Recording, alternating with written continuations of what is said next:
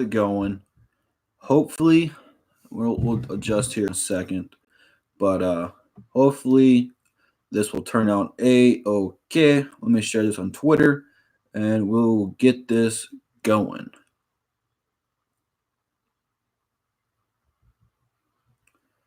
How's it going, guys? How's it going? Let me just go.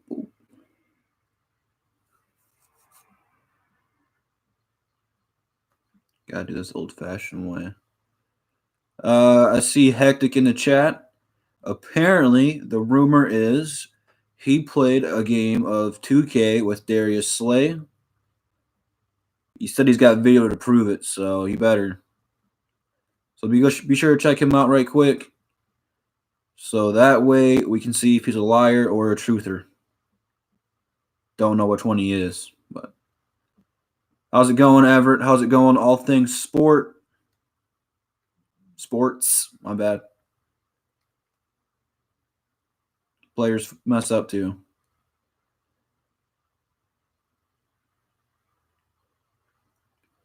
This is taking a really long time. My phone's really slow. Sorry. Apparently I didn't copy the link.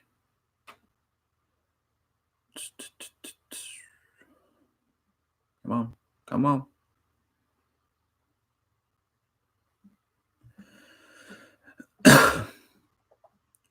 Later today. I hope so. I want to watch it. Did you guys lose? Did you guys win? Spoilers? No spoilers?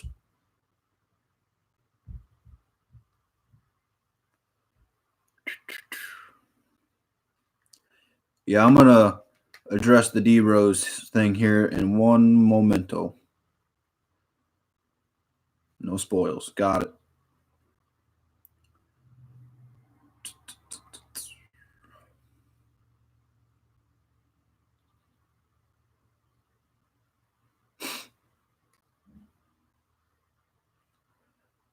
Okay, we are almost ready. So, I guess without further ado, if you guys have not, you guys should real quick check out I did a top 5 for pretty much every position that you play in the position of basketball, point guard, shooting guard, small forward, power forward, and center. And I ranked top 5 free agents for some of the guys that I think would best fit the Pistons. Now, some of them may not happen. Well, more than likely, most of them won't happen because you only have enough money to sign one good guy and maybe a couple of, should I say, past their prime players. Obviously, I put Kemba Walker in on one of the videos because there is a possibility of him coming here. And the only reason we'd be able to get Kemba Walker, we don't have enough money to sign him. Unfortunately, it sucks. I know. But you could move a couple of pieces if you wanted to go towards that direction and possibly get Kemba Walker here via a sign and trade. That's how we got Brandon Jennings. We didn't really have enough money to go get him, so we traded for him. He re-signed with Milwaukee and agreed to term to be traded. So if something happens like that, that could be a possibility. So keep that on the look. But the big news this week, obviously, is the Derrick Rose rumors. When I was making my point guard video, I wasn't even sure if he was going to be considering coming to Detroit. If anything, if he didn't re-sign with Minnesota, I figured he would go back to Chicago. Now, how the turntables? Apparently, there is mutual interest from both parties here to be brought in here as a Piston. Now, the good thing about that, he gets to play Chicago 4 times a year if he comes here. Twice in Chicago, twice in Detroit. So you can guaranteed he's going to get you 4 good games of the season, which you play 82. But to be honest with you, I really don't like our matchup with Chicago. We always seem to struggle with them. And to get a guy that's going to have a vendetta and a drive to go after him, it helps. But nonetheless, he is one of those guys that can either be a starting point guard or he's turned himself into a great 6-man. He's not the same Derrick Rose from all those years ago, unfortunately. His best days are behind him, but last season was statistically one of his best seasons in a long time. He averaged about 18.5 points and there was times he was brought off the bench and was a starter. He did drop a 50-point game last season. Uh, the downside, he only played like 61 or 62 games. So he is an injury-prone player at this point, which sucks. But I feel like the Pistons did a very good job of keeping Blake healthier. At the end of the season, he still got hurt, but that was because we ran him into the ground. Now, if you can do that with Derrick Rose and limit his role, where he doesn't have to be what Blake Griffin is for us, where we don't have to rely on Derrick Rose that much, you can go ahead and go get it. And I can tell you this much: he's not going to want a lot of money. Well, I mean, he probably does want a lot of money, but he's just not worth it. Thanks, Hectic. Can't wait for that video tonight. But Derrick Rose would be a very good guy for the Pistons to get. He's one of those guys at this point is going to be a veteran leader for us. He is going to be our sixth man more than likely, unless we trade Reggie Jackson away, which we have some expiring deals that can be traded this year. So that's something to look into. The Pistons should be a very active team this offseason. Rather if it's moving up in the draft or making a bigger free agent splash than what they're supposed to do, because a lot of this is going to depend on Tom Gores and how much money he wants to spend for this team. He said he doesn't want to go on the luxury tax, but unfortunately, the way your contracts are situated right now, if you want to win now, and if that's your goal is to win now, you're going to have to pay a little bit of that cheddar, which I know he really doesn't want to do that, and it sucks to be a billionaire and to pay that little bit of chump change money for you. But at the same time, you have to do something to shake this team up, man. Because right now, the way this roster is constructed, Blake Griffin is the only consistent player that we got. I love Drummond, but he really needs to take another leap in his game. Maybe this little situation of his that happened in the playoffs can help, click him into gear and to realize, because he's taking a bashing. There's a lot of people out there that don't like Drummond. I shouldn't say don't like him, because I think everybody likes Drummond. We just know how good he can be. And when he has bad games, which happens to the best of us, people criticize him. So it's like LeBron fans take their anger out on Drummond, because the same guy who bashed Drummond are diehard LeBron fans, and every time you point statistical facts in their face, they kind of reject it. It's kind of the same deal here. But Blake and Drummond are really the only guys you have under contract for a long time. Actually, I think after this upcoming season, I think Drummond would be one. But you got Blake locked up for a minute. And then you got your young guys that you can add the rookie option to. So you have some guys that will be here guaranteed unless you make some trades. But you gotta bring in free agent names like Derrick Rose if you're Detroit, because people don't want to come here. Detroit, is a very historic franchise, but a lot of the people that we've acquired that have done good, we've either drafted them or we've traded for them. Very little do big blockbuster free agents come here. We did that with Josh Smith, and it didn't work out. And, it's stuff like that that really makes free agents not want to come here. So, unfortunately, that's what happens. So, when you're the Pistons, you have to probably pay a lot of money. You probably got to go in the luxury tax. It is what it is. But I don't think outside of Kemba Walker on any of my lists that, those guys are too high and mighty to come here. I feel like the majority of the guys on my list are legit options for the Pistons to explore. I know Kelly Oubre was a big one. A lot of people commented on that video telling me to go after Kelly. Who was the other big one? There was somebody else on one of my lists too. I can't remember on top of my head. But there was a couple of them that people really were strongly considering.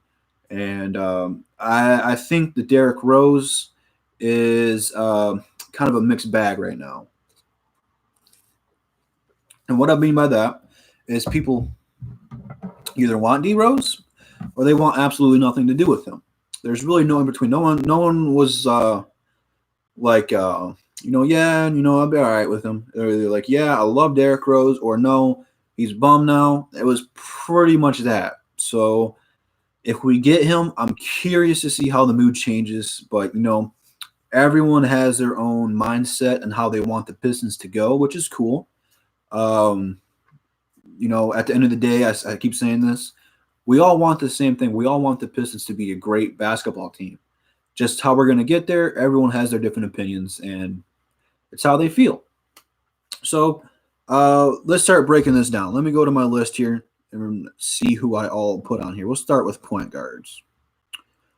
Uh, duh, duh, duh, duh, duh.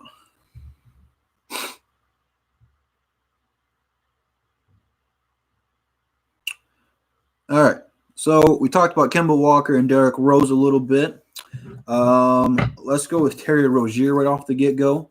Currently, Boston's still in the playoffs, and they're struggling a little bit against the Milwaukee Bucks right now. They took the first game and lost the last two, and Boston's got a lot of soul searching to do. If they think they can climb the hump to beat Milwaukee, it's still possible. But if they do not come back and win this series, Kyrie Irving might say outro, and the fate of Boston right now is scary, especially since Danny Ainge just had a heart attack. So hopefully he's okay, because you don't want that with anybody. You don't rather if you're a Celtics, Lakers fan, or whatever, you don't want to see anything like that happen. So prayers up to him, and hopefully he can get well soon. But at the same time, it's kind of an analogy for Celtics fans right now.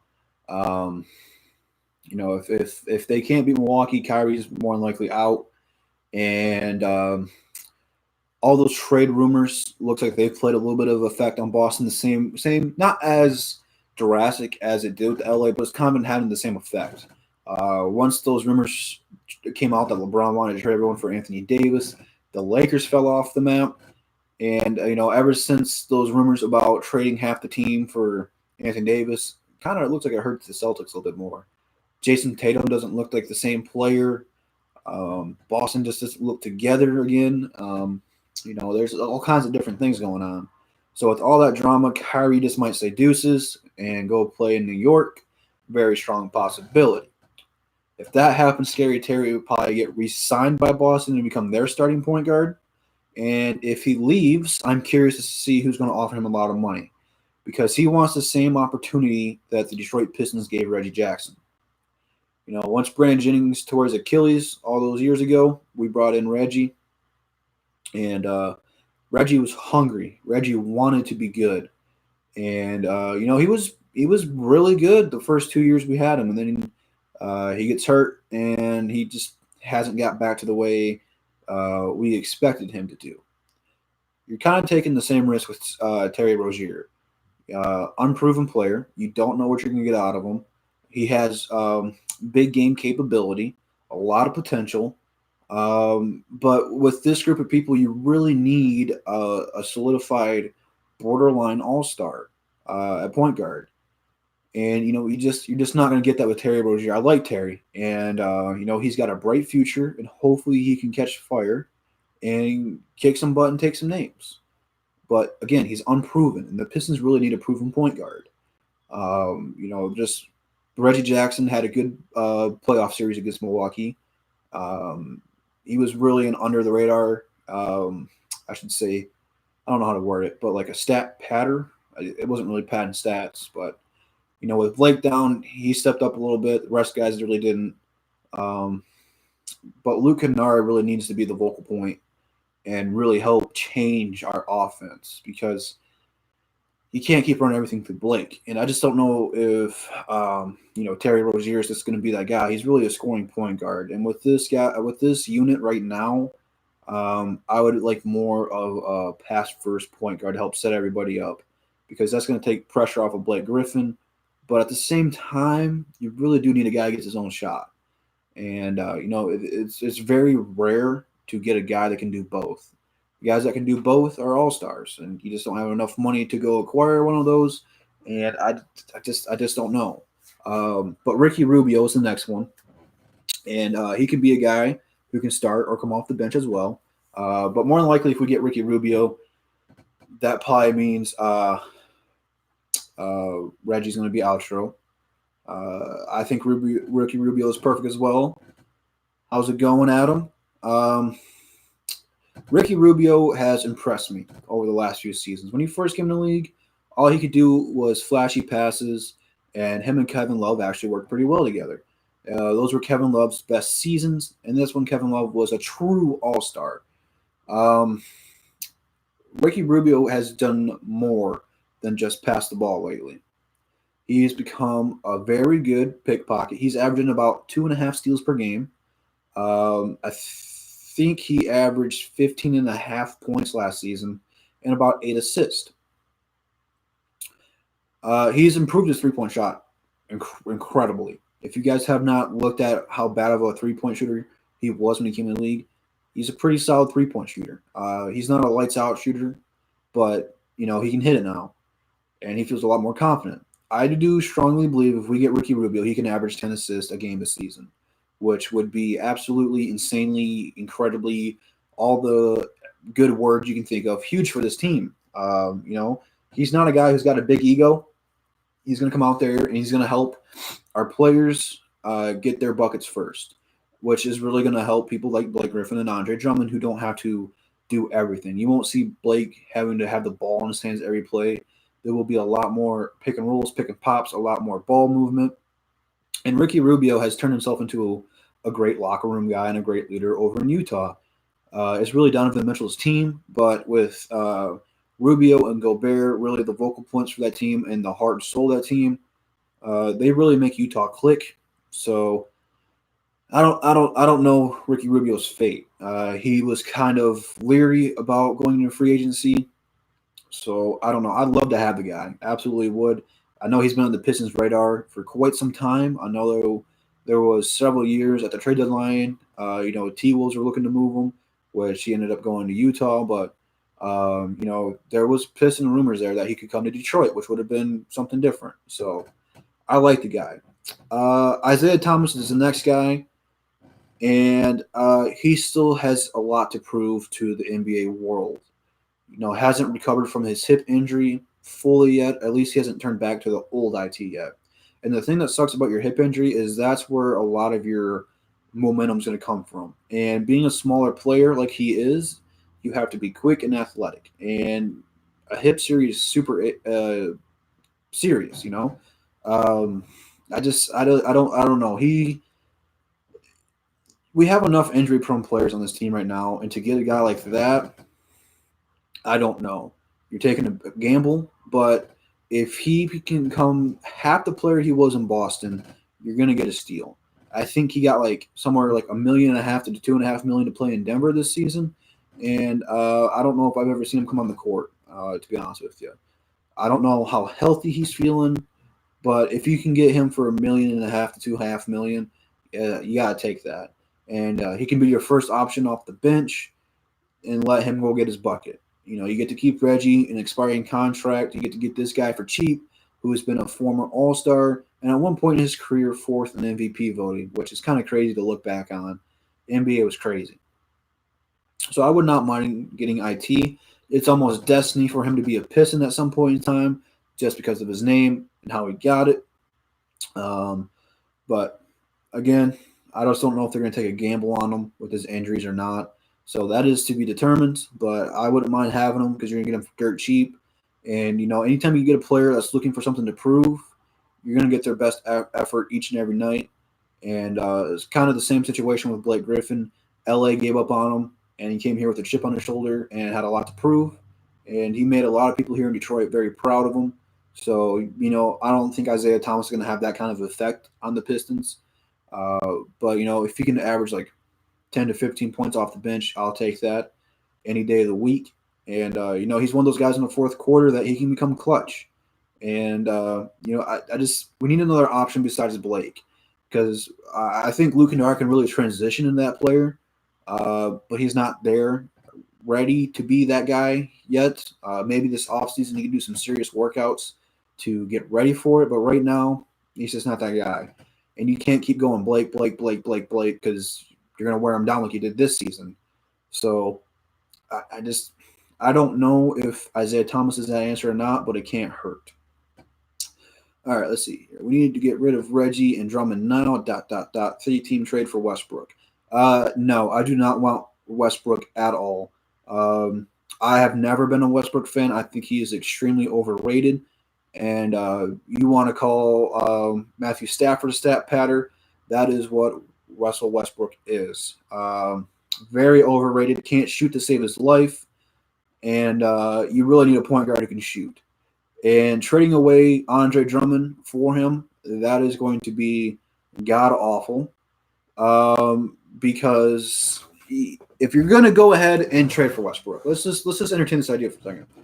You'd want to keep Drummond because even though I believe Westbrook is not that good, he is a passing point guard. He does average 10 assists a game. That is going to open up a lot of opportunities for Drummond. You don't want to trade him. Look how good Westbrook's made Steven Adams. You put Steven Adams anywhere else in the league, and he's a nobody. He gives him a lot of looks. He takes the pressure off of him. I don't know. I don't like Westbrook. He can't shoot. That's really the knock on him. I like his attitude and the way he attacks the rim, but he hasn't done anything since KD's left. And he's got Paul George now, who Paul George at one point in time this season was an MVP candidate. And when you get those kind of players who can drop 30 points, there's really no excuse for them to be as bad as they were. And a lot of it's Westbrook, He can't shoot, and that cost him. I can't tell you how many games it cost him this year. It cost him a lot of games this season.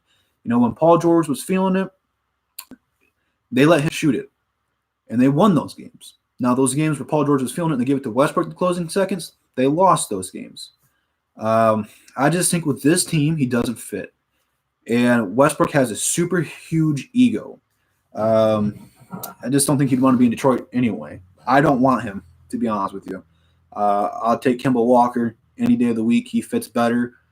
And, he's not a big ego guy. So I don't even think OKC's going to trade him. I really don't. So I don't think we have to worry about it. But it is what it is. I just not a big Westbrook fan. So it is what it is. And then I think the last point guard I have on my list is Darren Collison. And he's not going to change this franchise at all. He's not going to be a flashy signing or anything like that, but he is a solid bench player. And he might be a good replacement if we do not re-sign Ish Smith. If Ish gets a big contract, Darren Collison played very well for Indiana last season, especially when Oladipo went out. He really helped lead that team. He's a great leader, and a lot of these guys on this list have a chance to be great leaders. Collison's kind of bounced around the league a little bit, and cheap get, high quality defensive player, kind of what you get. Yeah, Dre didn't play very well against Milwaukee.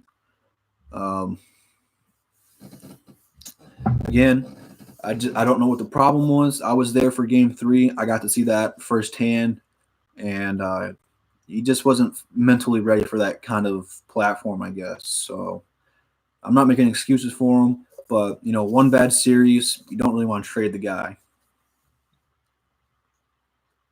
because unless we get something super duper crazy, I don't know. I really don't. And I was going to put before I get to my centers, because that's still a ways away, I was thinking about putting DeMarcus Cousins on that list to be a free agent target. But after the Achilles tear, I was kind of skeptical of him. And then I don't think he tore his quad, because I don't think they said he's going to need surgery or anything. But those are two pretty serious injuries back to back. It sucks for Cousins. But, unless we get a player of DeMarcus Cousins' stature to come here, I really don't want to trade Drummond, because Drummond is one of the best centers in the league. Probably Joel Embiid's probably number one. I don't really want to rank him, but, there's not too many guys that are better than Dre. There's really not. So I don't want to trade him just to trade him, get off his team. You have to get something great in return. And you guys forget how young he is. He's only 24, 25. He's just getting into his prime. And, he's had 8 games in the playoffs under his belt. He's been swept twice. So, maybe that's going to put a chip on his shoulder to get him ready to go. But you don't just trade players just to trade them. Even if you don't like them, like if OKC is going to trade Westbrook, for example, they're not just going to trade him to trade him. They're going to have to get something very good for him, especially since he had a chance to leave after KD or maybe before KD, and he stayed. So you have to get a lot in return for these kind of players because Drummond is an all-star, and all-stars are hard to come by, especially here in Detroit. And he may not be super flashy or as good as Antetokounmpo or anything like that, but you got to take what you can get. You drafted this guy, you got to stick with him and build around him. He hasn't had a true point guard in his career. Blake Griffin is really the best teammate he's ever had, just talent-wise. Don't give up on this team yet, okay? This is still in the early stage of Dwayne Casey. Dwayne Casey inherited a bad team financially, a lot of super crazy contracts of people who don't deserve them. Let Dwayne Casey get some money and some free roam around here and really get this team the way he wants it. And you'll see how good Drummond really is. Trust me. If they can get him a true point guard, he is going to take off and have an incredible season. This was Drummond's best season statistically throughout his career, and he didn't make the All-Star game. So take it how you will. He's improved every single season. He doesn't miss 2 free throws very much anymore. He's a 60%er. Almost 2 blocks and 2 steals a game. I think he's at like 1.5 each. That's crazy, especially for a center to get that many steals, and he's the best rebounder in the league. So he has a lot to offer. So you don't want to just trade him away because there's a lot of teams. You put him on Boston right now with Kyrie staying, and Boston's the best team in the East. So you can put him on pretty much anybody, and they're going to get better. So take it as you will. I don't want to trade him unless we get something super good for him. You talking about this season? The Clippers were an interesting team to watch, and I really think the Blake Griffin trade helped both those teams out. The Clippers were unique. I mean, having Gallinari and Tobias Harris for most of the season was deadly. Both those guys are 20-point scorers and really pretty much the same kind of player. I think Tobias is better, and Tobias has improved every season. And I really like Montrezl Harrell and Patrick Beverley. Those 2 guys are monsters. But then you go from having to guard Harris and Gallinari to having Lou Will coming in off the bench and going bananas. The Clippers were much deeper. And now that they got rid of Blake Griffin's contract, they have a lot more money, and they are a big favorite to go and land Kawhi Leonard. So keep an eye out for that. If they can keep I know they locked Lou Wills up, but if they keep Pat Beverley, Harrell, and then get Kawhi, that is going to be a super tough team. So the Clippers did good. It was one of those rare trades that helped both teams out. We got an all-star player, a superstar, a top 15 player in the league, and Blake Griffin really wants to win here in Detroit. And it's just a win-win for both those teams. So I'm happy we made that trade. I know a lot of people were skeptical of the trade, getting Blake Griffin and trading away Harris, but I think in the long run, it worked out very well.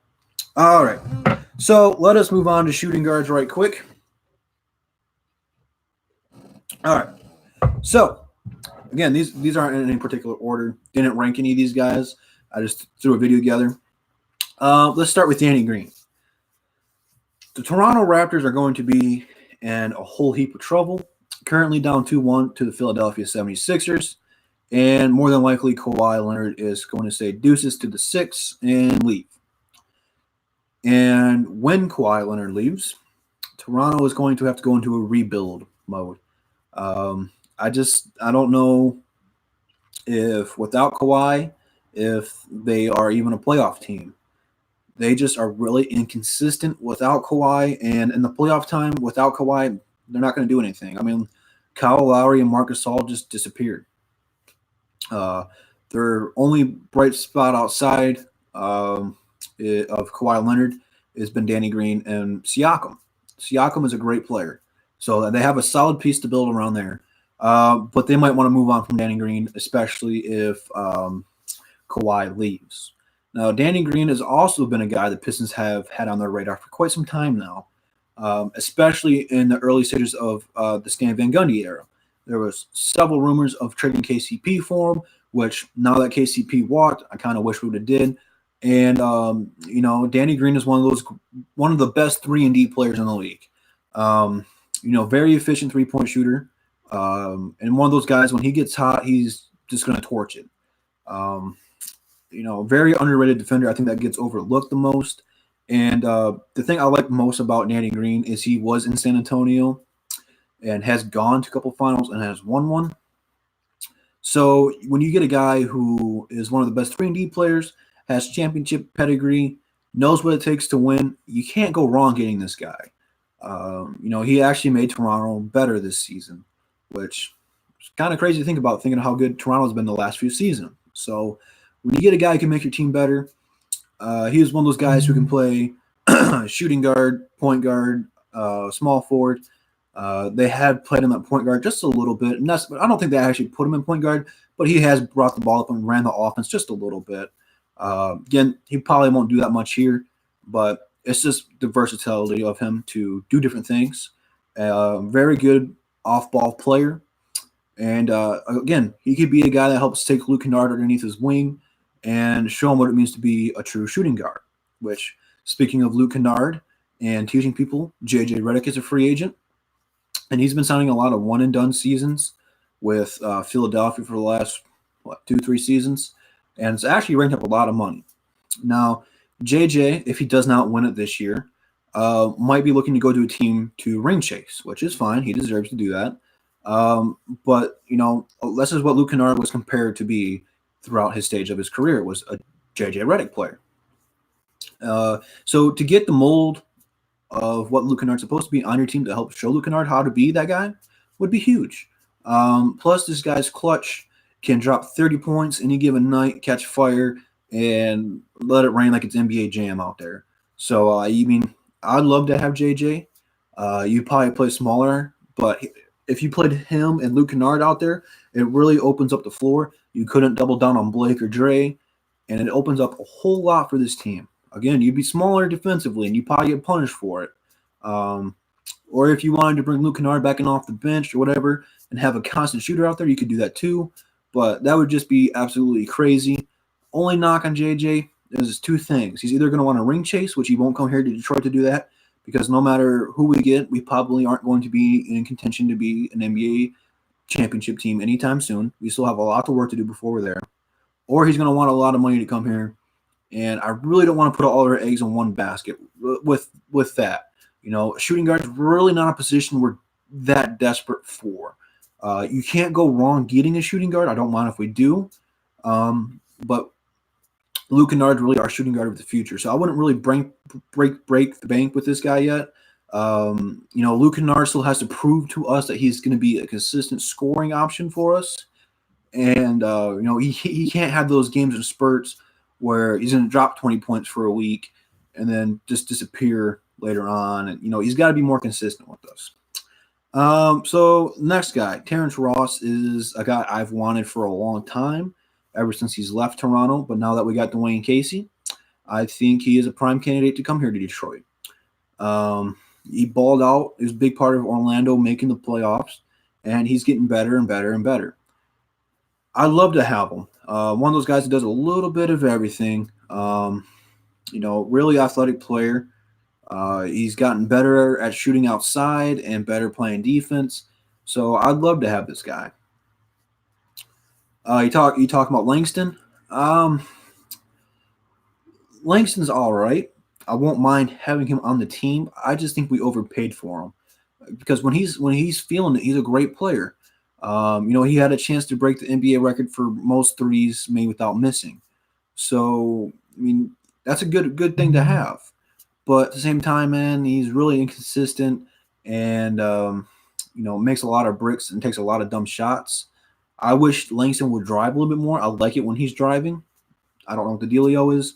The only problem with him is he's just overpaid. So if we can restructure his contract for him to take a pay cut, I'd love to have him back. But that's just one of the bad contracts Stan Van Gundy handed out. I mean, you can only do so much moving forward when the previous owners and GMs, coaches made a bunch of bad deals. So let's see. Next, we got Wesley Matthews.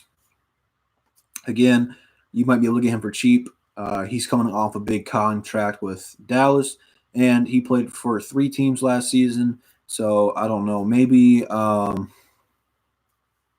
Indiana's interested in bringing him back, but they really got him to help fill the void for Victor Oladipo's injury, and he actually did pretty good for Indiana. A lot better than the next guy, Tyreek Evans, and I know it's Tyreek, but I call him Tyreek. Those 2 guys are both Pacers free agents. There's a lot of Pacers free agents this season, so their team might be completely different. But both those guys can play shooting guard or small forward. Tyreek can play point a little bit. And Tariq kind of had an off season. He's one of those guys you kind of expect to be in the running for 6th man of the year. And he just didn't do that this season. I don't know what the dealio was. So that's the shooting guards. Nothing too crazy or flashy there. It'd just be a depth move. Really, dude. Appreciate it, Adam. Have a good day. I'm just doing this video right now because at 3 o'clock I'm getting a tattoo done, and I have to keep the upload streak going. I've been uploading every day, so make sure to hit that bell for more notifications. Don't miss a video. So on to small forwards, and this list is probably one of the most interesting just because this is the position we desperately need to fill. Again, I just think the rotations that Dwayne Casey did playing small ball really hurt us, especially with Bruce Brown and Wayne Ellington. Now, both those players. Yeah, I'm getting your mom tatted on me. But both those players together are not a good matchup together defensively. Bruce Brown's a dog defensively, but he's too small to guard small forwards. And they really put Wayne Ellington more on shooting guards. So with that being said, I don't think Bruce Brown is terrible. Is he good? Not yet. He's got a lot of potential to be good. With younger players, you have to wait. So until Bruce Brown can either bulk up or somehow grow another 4 inches, he's probably going to be coming off the bench next season as our backup shooting guard, which is not a problem. So to fill the void of small forwards, I think Boban Bogdanovic, and I think I was closer that time than I said it last time, is going to probably be my most sought-after target. He was really the main reason Indiana did so good after Victor Oladipo went down. Now, the Pacers played as a team and don't have, even with Oladipo there, they don't really have a guy. It's really Victor Oladipo's team, but they play together. They really remind me of the old school Pistons who just play together. No one has to get so many shots or anything. Whoever's feeling it is going to get it. Well, he was feeling it for most of the season and really helped carry Indiana to help maintain their course. They did fall 2 slots, but, losing your best player, that's pretty good. He's just one of those guys who does a little bit of everything. Only thing bad about him is his defense. He's not really a lockdown defender. I'm not saying he's bad at it, but he's not going to thrive at it. He's really an offensive juggernaut to help take pressure off of Blake. This guy does everything you can possibly do offensively. He doesn't have Steph Curry range or Paul George range. Most players don't, but very efficient 3-point shooter. Can put the ball down on the floor, drive the hoop, get contact, draw fouls, and can pass the ball. A lot of people don't realize how good his passing is. He's not a flashy player. He's an old white guy, but he can score the ball, man. And you really need that to help take pressure off of this offense, because at times right now when Blake's not feeling it, our offense is super stale. You can give this guy the ball and go tell him to go get us a bucket when Blake's not feeling it, and it's going to work. So you have with him and Blake 2 guys that can go off any given night and can be really difficult matchups, because if you get this guy, no one can help down low because you can't double off of him. He's just going to score. So players like that is what we need. So he's probably number one. Kelly Oubre is an interesting one. I know a lot of people were wanting him when I made that video.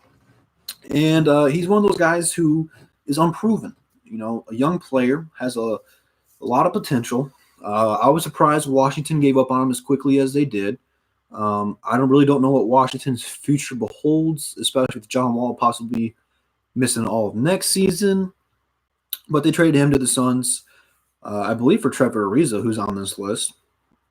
But nonetheless, Kelly Oubre. Again, all I can say about him is a lot of potential. He's probably going to be cheap. Again, he hasn't done anything to warrant a big contract. So if you get him for dirt cheap, I won't be a problem with that. And he's a guy you can either start or bring in off the bench. But again, young guy, you might go younger here and really help build for the future. So that's really the reason you'd go after him. But again, sky is the limit for him. He could be a really good player. You never know with these young guys, man. Some of these young guys, it takes years for them to become good players. So just cheap, young, a lot of future. Rudy Gay. Rudy Gay is an interesting one. Again, he's older. He's not as good as a scorer as he used to be. The only knock I can say on Rudy Gay is that he was a little bit immature in his younger days. I feel like he's matured a lot. But, back in the day, he was really a locker room hazard, a very ball-dominant player, and not a very good teammate. I think that has changed, especially since he's been in San Antonio. Again, he's just old, and he's still efficient, but I don't know how much longer he's going to have in this league because he was a super freak of nature. Just a really talented player. He's really changed his game. He's still a good defensive player, but, he'd be the veteran on this team. And that's a good veteran to have, So, again, he's one of those guys you can bring off the bench or start. All right. Yeah, I really think just outside of Barrett and Zion that those are really the two best players in the draft. And outside of them, I'm not really going to trade most of our players to go get there, We got the 15th pick. I trust Dwayne Casey and Ed Stefanski drafting, getting us Kyrie Thomas and Bruce Brown in the second round. I do believe we're going to have the 15th pick. And, I think Kawhi and Leonard fell to one of those similar positions in the draft. So I trust them to find a diamond in the rough. I really trust their scouting team. Trust me, okay? If there's one thing you could say great about Dwayne Casey is finding young talent and unlocking the potential out there. Look at all the players in Toronto that flipped the switch, and especially Siakam. He's turned Siakam to something. He helped raise Kyle Lowry into an all-star player, which Kyle Lowry's inconsistent, but he turned not Derrick Rose. Yikes! He turned DeMar DeRozan. There we go. Into an all-star caliber player. Siakam's on his way there. Terrence Ross. So on and so forth. He's helped make all these guys somebody. Most people know who they are. That's what Dwayne Casey thrives in, is finding diamonds in the roughs and turning them into great players. He's almost like a Bill Belichick of basketball. That's obviously Greg Popovich, but help make it. I should say more like Andy Reid. I think Andy Reid's more of a fair comparison because they're good, but they never get to the championship game. So he's more like Andy Reid in finding diamonds in the rough and turning them into good players. Better example. Next one. Harrison Barnes. Harrison Barnes, what can I say about him? Had a rough season. Not statistically, but anytime a player gets traded in the middle of the game, I don't know if I've ever seen that happen in basketball. I've seen that happen in MLB because, those games happen during the day. But during an NBA game, I don't know if I've ever seen that.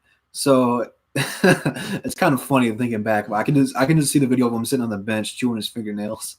It cracks me up. But nonetheless, I feel like he's still got a lot left in the tank. Obviously, he was a key member of the Golden State Warriors before they let him go to acquire Kevin Durant. And he does have championship pedigree. Now, he is probably, out of the small forwards, the guy that brings the most to the table. Um, he could do a little bit of everything. Now, he's not great at one thing in particularly. He's not going to blow you away. Um, but again, he has experience, knows what it takes. Um, you know, championship pedigree, good defender, okay shooter. He can put the ball on the floor, okay passer. Nothing flashy with him, but again, you can get him for cheap and helps fill the void of small forward. And then last but not least on the small forwards, Trevor Ariza. Now, Trevor Ariza, um, what can I say? He's old, can still shoot the three, still a quality defender. But I think he's done ring chasing. I really don't think, unless something drastically happens with him, I really don't think he wants to play for a championship contender anymore. I think his best chance was in Houston, but now he wants ridiculous amounts of money to be decent at best. I'm not going to pay him $10 million a year. Um, that's probably what right around the ball, 10 to 15 million is probably what he's going to want. And to be honest with you, it's not worth it. He fit well with Houston because of Harden and Chris Paul taking pressure off for him to get a lot of open shots. He's not going to get those same opportunities here. So out of the small forwards, he's probably my least favorite for him. Again, you might sign one of these guys and draft a small forward in the draft. So, all right, let's move on to power forwards. Now, power forwards, this is the least amount of research I've done on any of these guys because power forward is really a position we do not need. I think Thon is our power forward of the future. So, again, do I think any of these ones are going to happen? No. But I had to make a top 5 list because I was doing everything else. So I'll probably buzz through these right quick. I'll just probably name off their names and keep it moving. Nikola Mirotic is probably the biggest name of them. But again, he's probably going to get a lot of money. Good player. But I just don't see us making a move for power forward unless we're going to go small and put Thon in at center. I do not like putting Thon at small forward. He's not a great shooter. He's all right at it. I don't like Thon at the small forward. He needs to be down low, and putting him in at small forward takes him out of what he does best, and that's rim protect.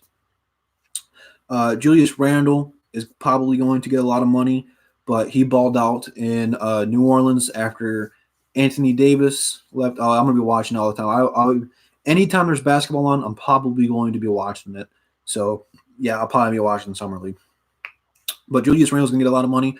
Paul Millsap, he's a free agent. And, that one's interesting, an older guy. He'd probably be good in limited minutes. Again, though, I just don't see us making a move for power forward. No, not WNBA. I don't count that. I'd rather watch. What was the one from the early 2000s where they had trampolines and could tackle people? I watched that a lot. But I don't watch WNBA. If they can't dunk, I'm not watching. Kenneth Faried is on here just to fill the list. Again, he will not fit here. His career has taken off again since he's joined Houston.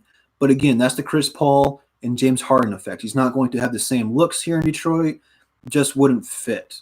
I think he should stay in Houston.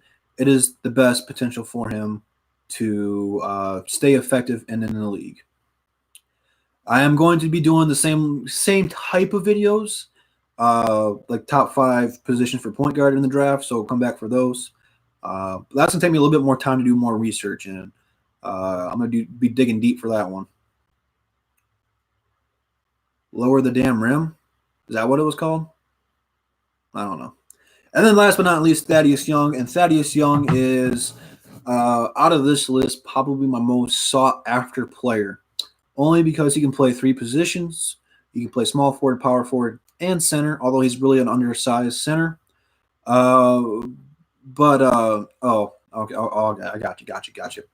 And I still don't know if that would help. But Thaddeus Young can play 3 positions. Anytime you get a guy who plays 3 positions is good. But again, I think he fits best in Indiana. So those are the power forwards. Again, none of those are probably going to happen, but I had to make a list. And the last breakdown, NBA centers. Okay. Now, I put Enes Kanter on this list. But I do not think he is leaving unless Portland does not resign him. He loves Portland, although he loves every team that he goes to. Um, he really liked New York. New York just didn't like him back, so they let him go. But he's actually doing pretty well in Portland. So, um, again, I'm not a huge Cantor fan, but he's really done well for Portland, and he's provided them a spark off the bench. And up until the point uh, Nurkic got hurt, he was coming off the bench. Now he's starting, and he's carrying the load for him. So he's done really well, and he'd be the perfect backup for Drummond, especially when Drummond gets in foul trouble, because Cantor's one of those guys who can play a lot of minutes because he can play either with the starting unit or with the bench players. So he's just one of those guys who offers a lot of different matchups for this team. And I think him and Blake can fit well together. But again, at this stage, I don't think he's going to be leaving Portland. I think Portland is going to be very deep. I think they keep him for Nurkic, and those two are going to be a pairing. But he can also play power forward.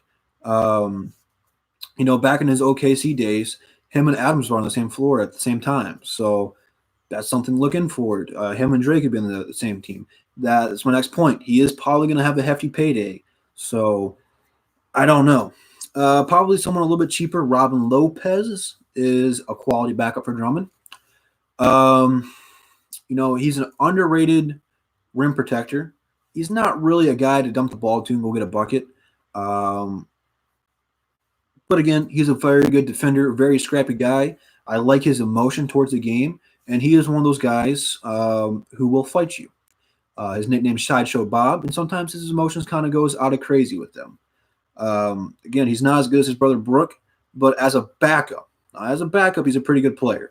He's been starting Chicago the last few seasons. He's all right. Again, not breaking the bank for him. If you get him for cheap, go ahead. If not, I don't care. JaVale McGee. He is from Flint, Michigan. And what can I say about him? He's a Shaqtin' a Fool MVP. He's won a ring with the Warriors. I've never thought JaVale McGee would be an NBA champion. But the thing about JaVale is I think he was let down by the Lakers this season, and he could really help us with depth. Again, I don't know if he wants to be a backup, but he really doesn't have enough say-so to be a starting center. He's got it's scary to say potential because he's been in the league for a long time, but I shouldn't say potential. He has glimpses of greatness. I mean, some of the shots he blocks are insane. Now, he's not a very good offensive player, but he can block shots and get rebounds. It'll probably be like having a mini Dre coming in off the bench. Him and Thon would actually do very well together. You would have just a hard time scoring down low. Pretty much no one allowed in the paint kind of a thing. And you go from Blake and Dre to JaVale and Thon. That is crazy.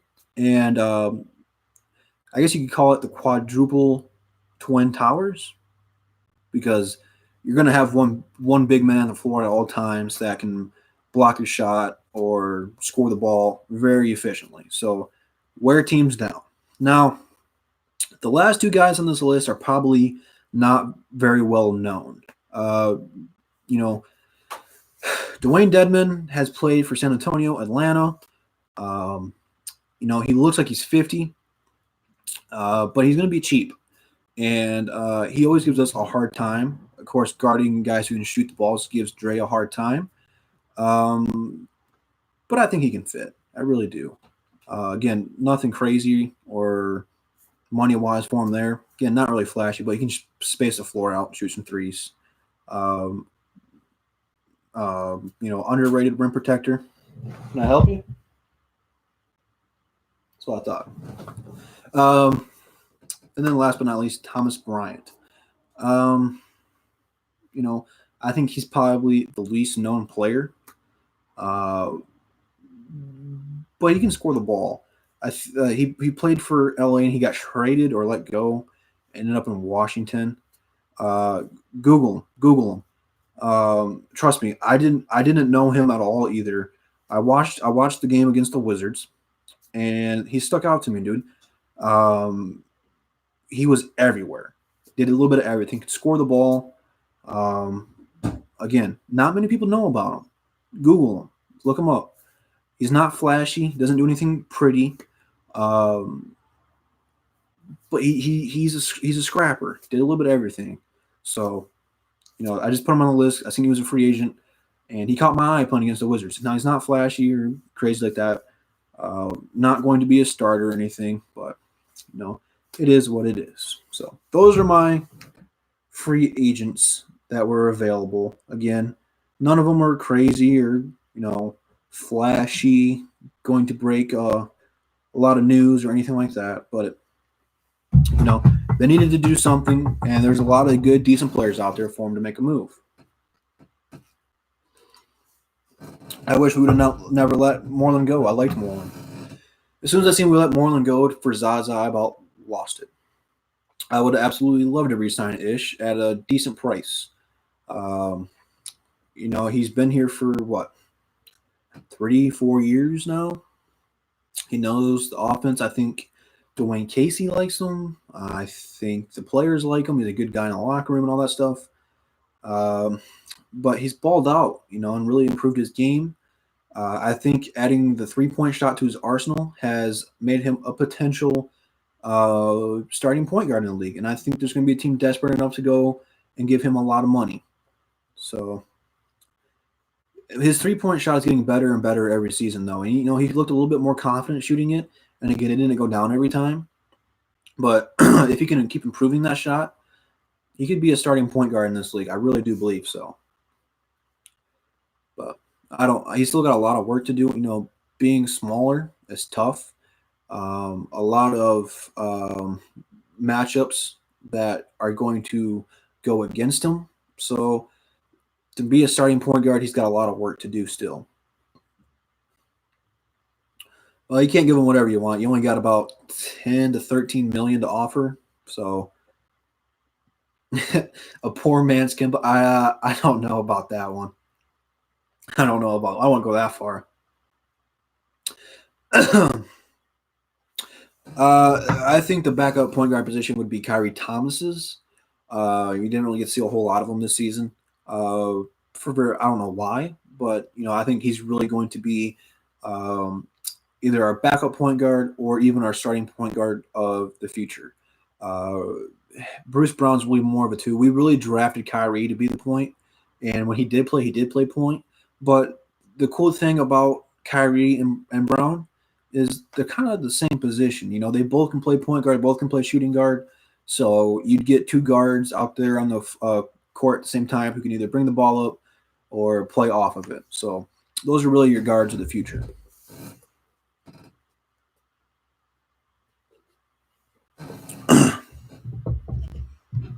Oh yeah, that's no doubt. Way more potential. I was talking about transitioning Bruce Brown into the point guard since we got him. They were also talking about making Shaviv a point guard in the summer league. So that is interesting. Again, we did that with Luke Kennard, and I think that helped Luke Kennard's playmaking ability, especially down low. He likes kicking it down to Dre. So I am very, very curious to see how many of these guys are going to go to point guard camp. I'd love to have D Rose, man. Absolutely would. That's just what they said. They were talking about making him a point guard. So I don't know. I really don't know. I hope Shaviv plays some more next season. I really do. But this team's future is, how should I say, unpredictable or unforeseen. I just don't know which direction they're going to want to go. Sky is the limit with this team. They can't really go wrong. They can't really mess it up unless they trade most of these guys away. So, he'll probably play more small forward. But I think they were just going with putting him in a point guard training mode so that way he doesn't have to be just a spot up shooter. So that way he can put the ball down and go create some more offense than just shooting. I don't know. I don't know if he's going to lose his role. He's a veteran. and people are gonna have to beat him for a spot, which shouldn't be hard. But he's just overpaid for what we get out of him. Yeah. Again, no, I wouldn't know because we never play him, so I don't get to see how good his defense is. Is that a compare? Is that a good thing or a bad thing? I mean, Sean Livingston's all right. Before he got hurt, he was really good, and after he got hurt, he wasn't the same. So hopefully that doesn't happen. But unfortunately, guys, I have to get ready for this tattoo appointment. I appreciate you guys for coming out. I try to do a video every day again this week. Hopefully that can continue. Hopefully we got some more Lions news. Do some research on the Pistons' upcoming draft and potential prospects for this team. So it should be a fun offseason nonetheless. Instagram, Twitter links in the description. Go check those out. DSA members should all be in there too, so go ahead and check each and every single one of those out. And I guess I will see you peeps in the next one. Peace.